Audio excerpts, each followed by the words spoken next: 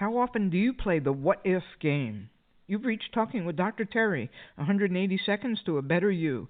This is message number 26. I'm Dr. Terry Wurzbacher, and this call is dedicated to April, whom I call the wise one. We've talked about labels in the comparison game, but those generally refer to you versus others.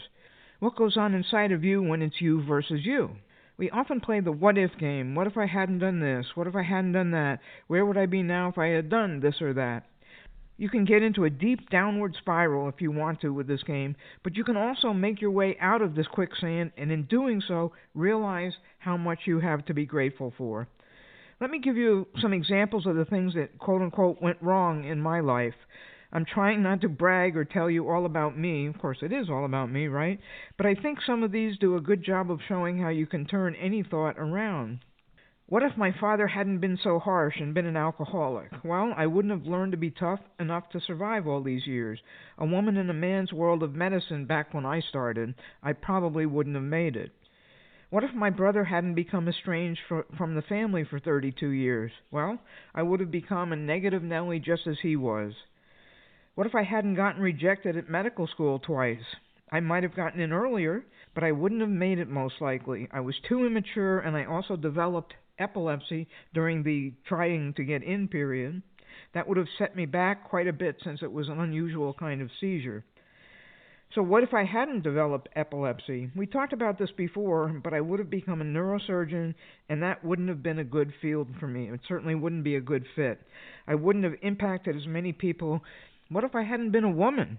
I wouldn't have gotten in the Navy because of my epilepsy. That's the only reason that I was able to get in with epilepsy. They didn't send women to war at that point.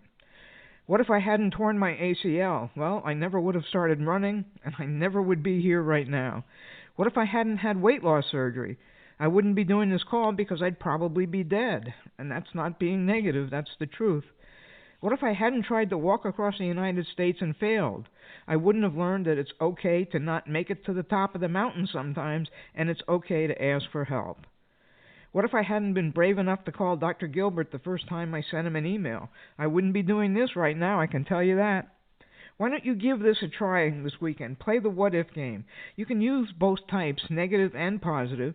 See how each makes you feel. Let me know if there's any difference, and see if it can be helpful to you. Just remember that the universe knows the plan for you better than you do, and if you don't let it go, something more about control, right?